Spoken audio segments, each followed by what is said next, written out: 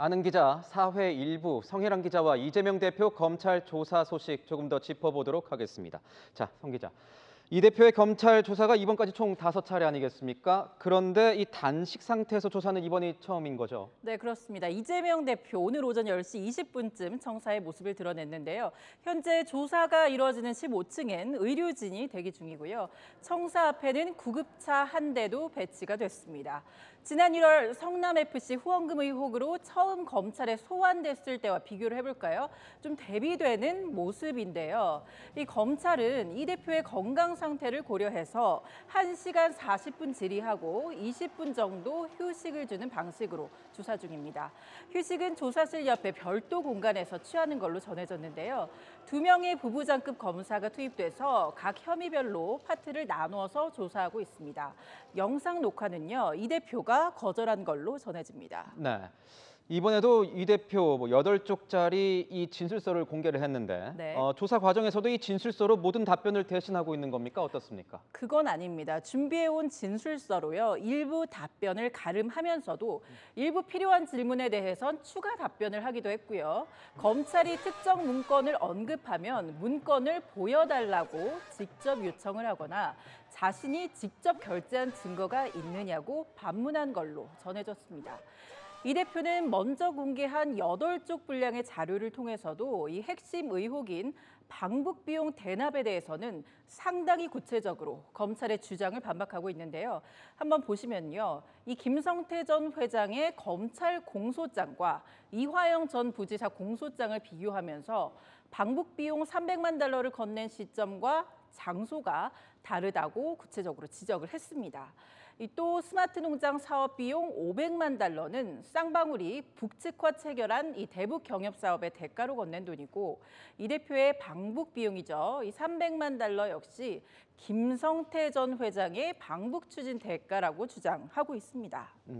그러니까 이게 쌍방울이 자체 사업을 위해서 돈을 건넨 거지 그렇죠. 이 경기도와는 관련이 없다 이런 주장인 겁니까? 네, 맞습니다. 하지만 검찰 측 주장은 다를 수밖에 없습니다.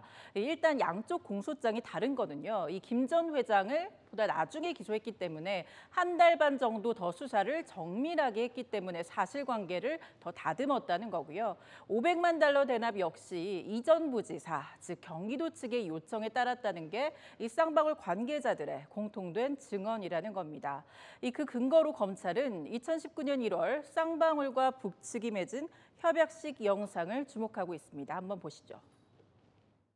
사인하시는 거죠. 프로 디벨롭먼트 프로젝트 저는 안 쓰네 영어는. 자, 우리 서울은 통일! 통일! 통일! 한 참석자가요, 사인을 어떤 식으로 해라 이렇게 지시를 하는 모습 처음 부분에서 볼 수가 있는데 이게 이화영 전 부지사의 목소리라는 게 검찰의 판단입니다. 이 영상이 촬영된 날 김성태 전 회장은요, 북측에 경기도의 스마트 농장 비용 대납을 약속했고 그 대가로 남북경협사업 협약식을 진행했다고 주장하는데요. 같은 날 열린 만찬에선 이화영 전 부지사를 통해서 이재명 대표와 통화를 했고요. 또 이 대표도 스마트 농장 비용 대납을 알고 있었다는 취지로 법정에서 증언을 하기도 했습니다. 네.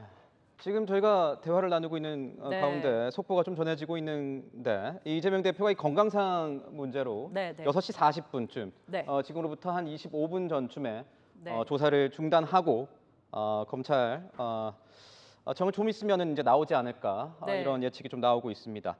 관련된 소식이 나오면 조금 더 전해드리도록 하고 그렇다면 검찰 조사 같은 경우에 어디까지 좀 진척이 됐을까요? 네, 아까 말씀하신 것처럼 6시 40분경에 이제 조사가 끝났기 때문에 지금 조서 열람을 하고 있을 것으로 보이는데요. 자세한 내용은 저희가 조금 더 확인을 해서 전해드리도록 하고요.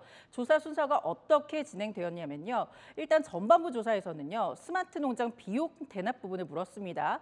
그리고 후반부에서는요. 방북 비용을 물은 걸로 전해졌습니다. 자, 이 대표가 지금 요청에 따라서 조사가 이른 시간 안에 방금 전에 끝났기 때문에요. 이제 추후 조사 날짜가 정해져야 하지 않습니까? 추후 조사 날짜는 지금 전해지기로는 다음 주 화요일경 다시 한번 조사가 이루어지는 것으로 그렇게 전해지고 있습니다. 네, 이 대표 6시 40분쯤 건강상 이유로 이제 조사가 중단이 됐고 네. 다음 주 화요일 10시 반에 다시 조사를 할 것이다. 이런 속보 내용이 전해지고 있습니다.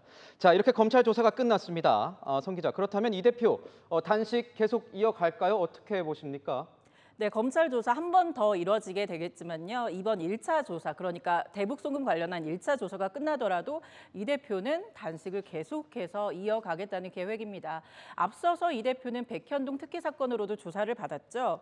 검찰은 이르면 다음 주에 그러니까 조사를 일단은 한 번 더 진행을 해야 하기 때문에 이 사건을 진행을 해보고 추후 경과를 본 뒤에 사건들을 병합해서 구속영장 청구하는 방안 검토 중입니다. 자, 문제는 이 대표의 건강입니다. 구속 여부 판단할 때 이 대표의 단식이 고려되진 않겠지만 건강 상태가 나빠져서 신문 절차에 출석이 불가능해진다. 이렇게 되면 현실적으로 일정의 차질을 빚는 상황은 불가피할 걸로 보입니다. 네, 지금까지 아는 기자 성혜란 기자였습니다.